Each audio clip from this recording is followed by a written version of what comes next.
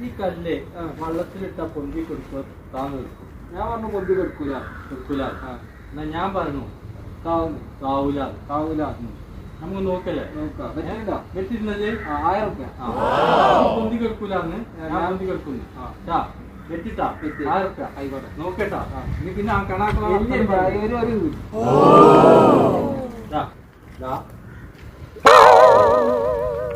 കണ്ട പൊന്തി കൊടുക്കുന്നില്ലേ ഇതാണ് ആ കല്ലിന്റെ പ്രത്യേകത എനിക്കൊരു സംശയമുണ്ട് അപ്പഴ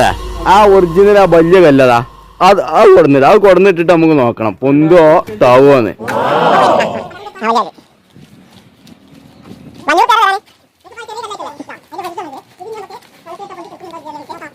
പ്രതീക്ഷിക്കാം അപ്പൊ 500 അഫ്സലിന് 500 പോയി അഫ്സലിന്